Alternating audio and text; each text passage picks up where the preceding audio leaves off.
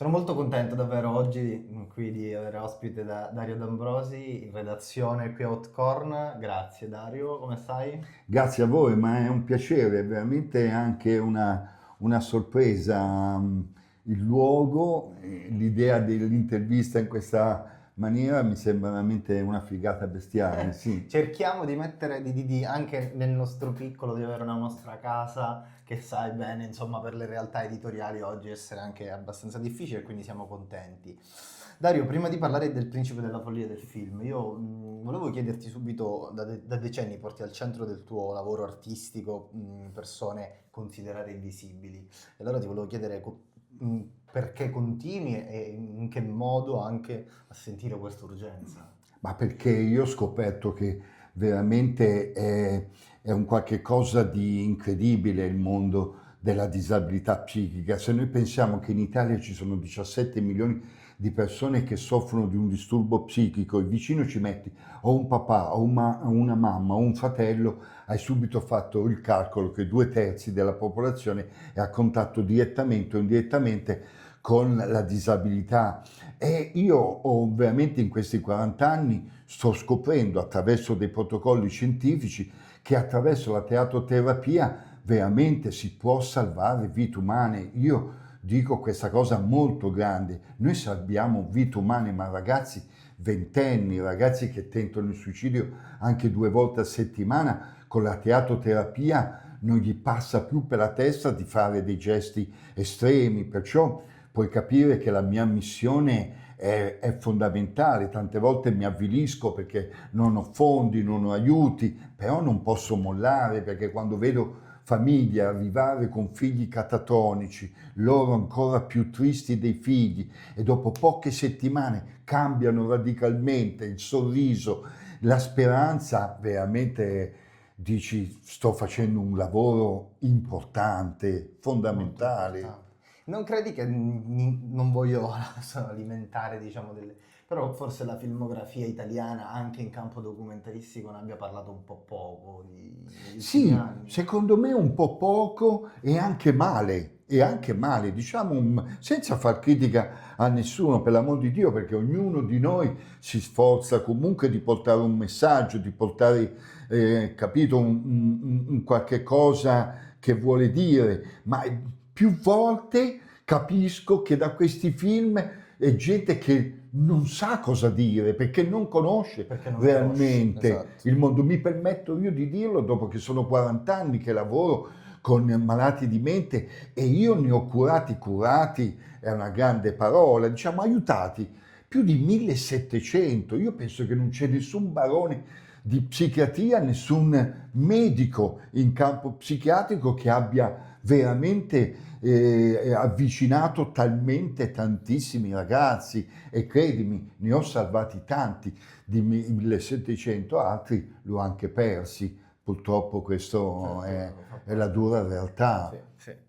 Io ti dicevo anche i microfoni spenti del film che mi è piaciuto tantissimo, che ha dei tratti veramente di un cinema che in Italia purtroppo vediamo raramente e nel film non ci sono ovviamente dei veri colpevoli, ci sono esseri umani, a volte questi quadri un po' feriti, vulnerabili. Oggi ti volevo chiedere, pensi che la società abbia perso un po' la capacità di guardare alla fragilità senza paura?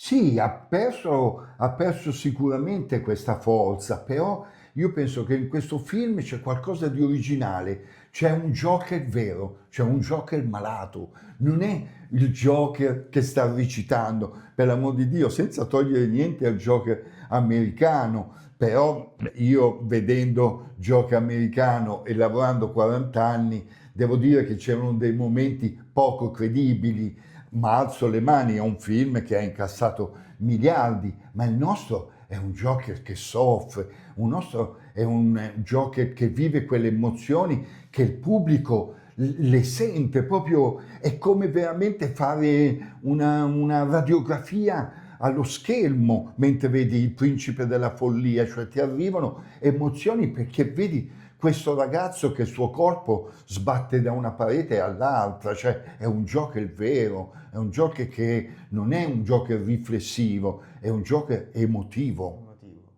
E infatti ti volevo chiedere di Stefano, cioè come l'hai scelto, cosa hai visto in lui proprio che non hai visto, diciamo, in un attore tradizionale, in parte l'hai già detto, e perché, cioè, come mai questa scelta anche per noi? Ma guarda, credimi, io stavo scegliendo, avevo contattato Claudio Santamaria, avevo Sì. contattato Riccardo Scamaccio, alla fine doveva farlo Marco Bocci e lui aveva anche chiesto delle protesi proprio per questo, per avere questa sindrome del Del Parkinson Parkinson. e tutto. Ma un giorno mi è capitata una cosa strana. Ero a Orvieto, stavo cercando un ristorante, a un certo punto ho visto un ragazzo che da dentro la macchina stava cercando di tirare fuori la figlia dal seggiolino e non riusciva perché il corpo gli sbatteva da una parte all'altra e quando è uscito l'ho visto e ho detto Stefano, e lui ha detto Dario, e noi ci conoscevamo 20 anni fa dal Teatro La Mama di New York, ma lui era normalissimo. Gli ho detto Stefano, ma che ti è successo? Ma stai male? Ha detto Dario, c'ho il Parkinson adesso. Ho detto Dio, non ci posso credere. E lui ha detto purtroppo sì, come mio padre. E adesso lui con la bambina in braccio ha detto la mia angoscia è che un giorno anche lei avrà qui. E ho detto, e a quel momento io sono andato a mangiare, ma è stata una domenica di merda, me la ricordo.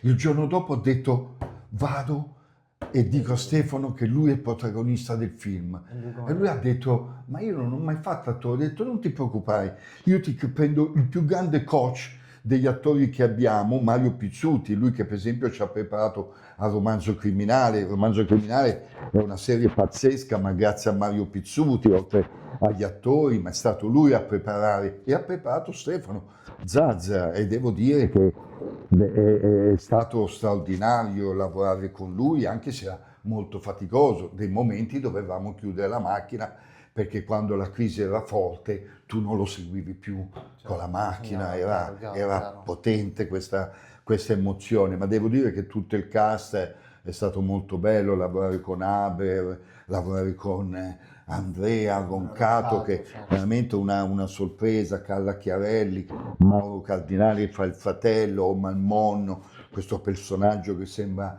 il nuovo Bud Spencer italiano che ha questo Night, e devo dire, e poi questi attori della Film Commission, delle Marche, assolutamente straordinario lavorare diciamo con gente umile. Mi ha ricordato veramente un po' Romanzo Criminale, perché allora chi conosceva Francesco Montanage? È vero, è vero. L'unico un po' conosciuto in quella serie era Marco Giallini che aveva già fatto delle cose, ma se no erano tutti sconosciuti e devo dire che è stata un'esperienza straordinaria e spero che tanta gente possa vedere questo umile film. No, ti volevo chiedere proprio questo, poiché come vivi il fatto di portare in sala questa creatura estremamente poi, a proposito per quello che hai detto, personale anche, cioè c'è entusiasmo da parte tua Ma guarda, l'entusiasmo, come vedi, non mi manca mai. Io vivo con la positività ed è anche l'energia che devo avere ogni giorno quando sono insieme a 40 ragazzi disabili. Devo essere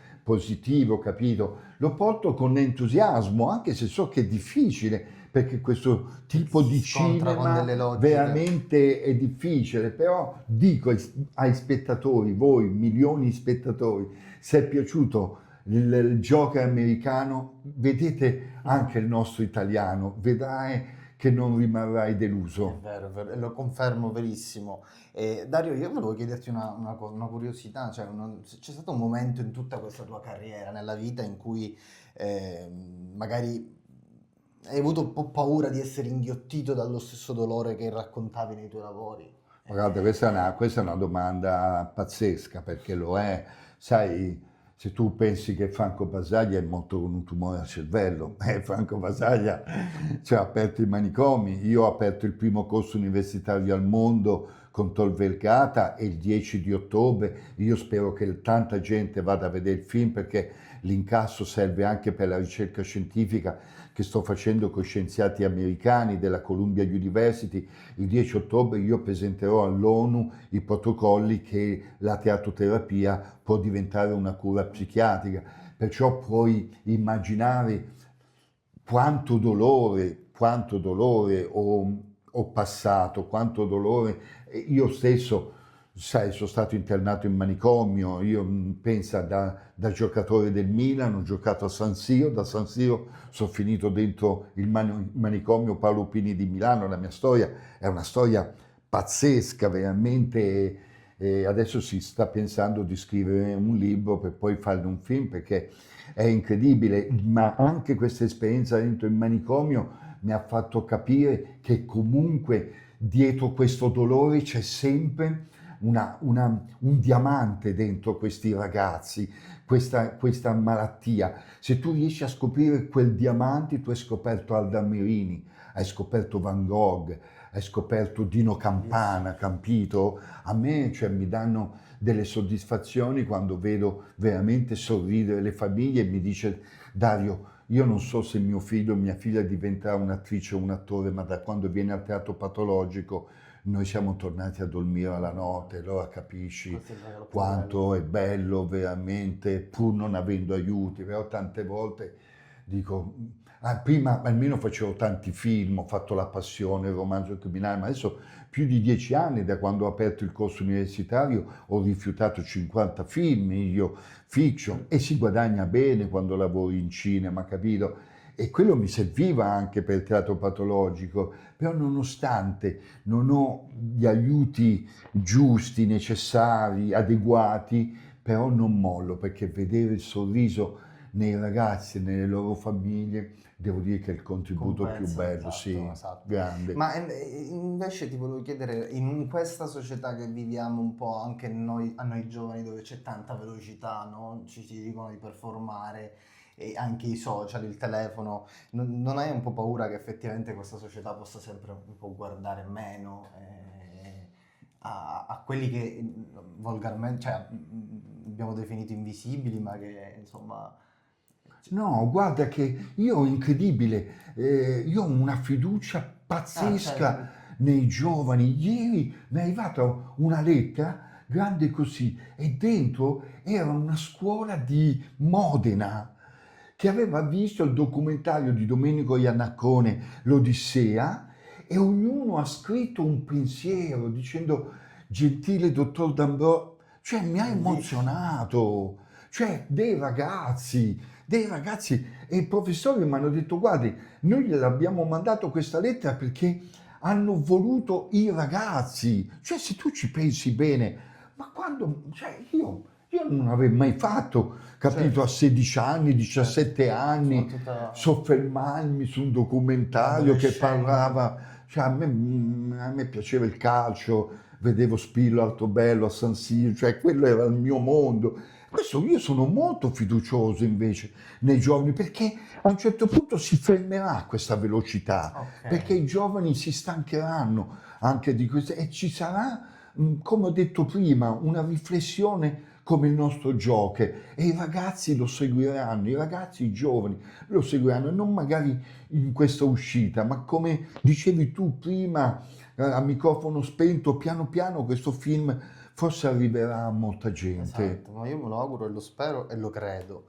Senti, in chiusura, Dario, volevo chiederti, dopo tanti anni, no, di teatro, cinema e tanto, tanto altro, c'è qualcosa ancora che stai cercando o quello che stai cercando è soltanto già quello che fai? Ma guarda, qua c'è scritto Sanremo Sì, sì. siamo stati a Sanremo l'anno scorso, si dice se vai a Sanremo sei arrivato al massimo. No, il massimo sarà quando l'Organizzazione Mondiale di Sanità riconoscerà la teatroterapia una cura psichiatrica, perché significa che invece di dare 6 pasticche potenti che sono come un elettroshock nel corpo di un ragazzo disabile, gliene dai solo una alla sera e la teatroterapia lo aiuta, significa dare speranza a milioni di persone, ma non solo famiglie italiane, ma famiglie di tutto il mondo. Ecco, nel momento che raggiungerò quello, forse sentiamoci dopo il 10 ottobre che andrò all'ONU, forse dirò, ok ragazzi, vado in pensione,